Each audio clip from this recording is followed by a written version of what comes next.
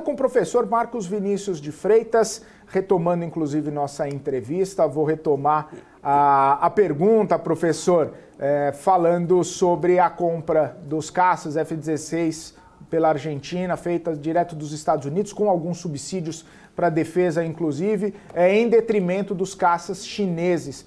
Saber um pouco da sua opinião a respeito desse movimento, né, o impacto dessa decisão para a dinâmica do poder regional na América do Sul, entendendo também impactos, né, que isso pode acontecer de impactos de relações com o Brasil, que segue aí com laços fortes, com o BRICS, com o Sul Global. Sua opinião, professor, por gentileza. Olha, Felipe, a sua questão é extremamente apropriada e justamente porque o presidente Milei vem aí tentando transformar-se novamente num suposto lacaio do governo dos Estados Unidos na região. Porque justamente o que a gente observa é que a Argentina no passado já teve também esta proximidade muito grande com os Estados Unidos. Eu me lembro de morar nos Estados Unidos, em Washington, na ocasião, quando o presidente Menem era praticamente recebido pela Casa Branca como grande exemplo de liderança da América Latina, e a gente viu o que aconteceu com a Argentina nos anos que se seguiu, não é? Então, o que acontece é que é uma aposta do presidente Milei no sentido de querer aí achar que por ter esta proximidade maior com os Estados Unidos, que ele vai conseguir benefícios maiores do que os seus parceiros regionais, que têm aí aumentado o seu relacionamento com a China. Agora, ele cometeu alguns equívocos, aquela esnobada que deu de não querer pertencer ao BRICS, foi uma situação complexa e que eu acho que o próprio governo brasileiro e os governos dos países do BRICS devem repensar muito no futuro a questão de convidar e querer convidar a Argentina para participar de um arranjo nesse sentido.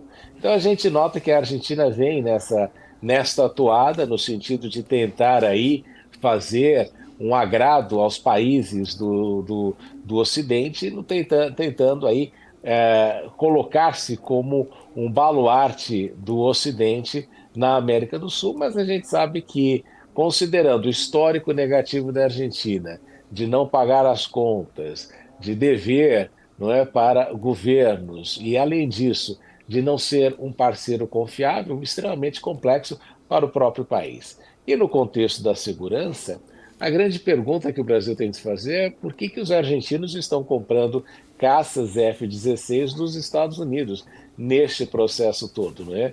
Estará Milei pensando novamente em querer uma estratégia para invadir as Malvinas e se transformar aí no novo general responsável pela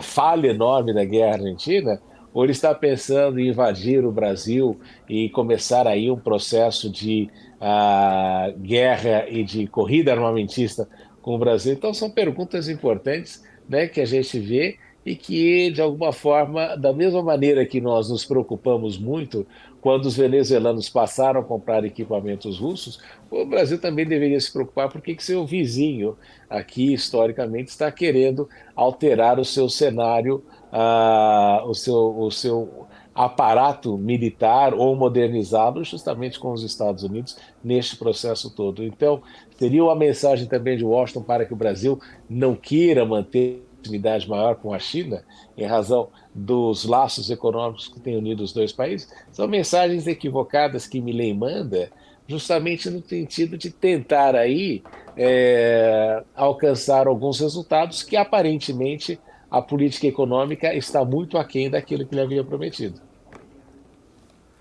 Professor, um último assunto aqui que eu gostaria de abordar contigo. Foi aprovado ou foi anunciado aquele pacote de auxílio ao setor imobiliário na China, né? A gente vê alguns movimentos importantes do governo, do Banco da China também buscando a recuperação econômica ou uma melhora no ambiente econômico do país. Os analistas dizem que esse pacote ficou aquém do esperado, por mais que seja bilionário. ele acabou não atingindo as expectativas do mercado. O setor imobiliário, obviamente, é um setor muito sensível, né, na China e centro de várias discussões nessa dinâmica econômica do país.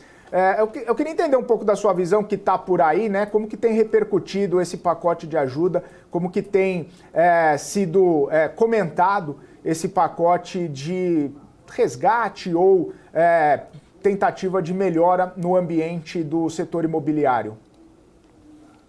Veja, Felipe, o chinês ele ainda tem um mercado de capitais um tanto incipiente com relação àquilo que poderia ser em razão do tamanho do mercado, das empresas, tudo isso. E uma das coisas que os chineses investem muito é em capital imobiliário, em imóveis, não é? Eu sempre falo que os chineses investem em duas coisas: eles investem nos filhos e investem também em imóveis, na tentativa de, através desses imóveis, terem aí a garantia de um bem-estar econômico à medida que os anos passarem. Só que o grande problema é que, como você tem uma população grande, é normal que haja uma especulação maior em determinadas áreas. Por exemplo, o bairro que eu moro aqui, em Pequim, que se chama Xicheng, o metro quadrado dele, Felipe, está em US$ 30.000. Então você tem uma noção de como é caro hoje em dia a vida para o chinês. E isso tem aí sido uma preocupação para o governo, no sentido de tentar evitar que o preço da moradia continue sendo tão elevado. Obviamente que eles têm outros mecanismos, não é, neste processo todo.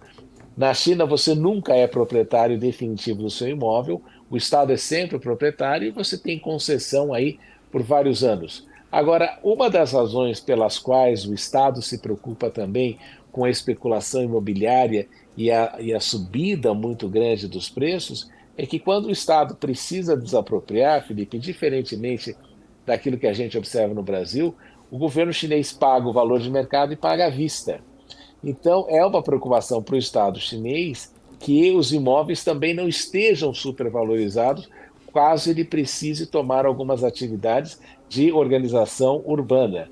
Então, o que a gente nota é que eles têm tido essa preocupação de recuperar o mercado financeiro, recuperar a confiança, mas tem muito claro também de que o mais importante neste processo todo é combater justamente a especulação imobiliária.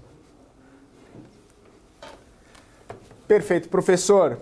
Muito obrigado mais uma vez por estar aqui. Sempre um prazer recebê-lo aqui na nossa programação. As nossas conversas sempre muito edificantes aqui para todos nós. Um abraço, professor. Ótimo fim de semana. Até semana que vem. Obrigado, um grande abraço para vocês. Um excelente fim de semana.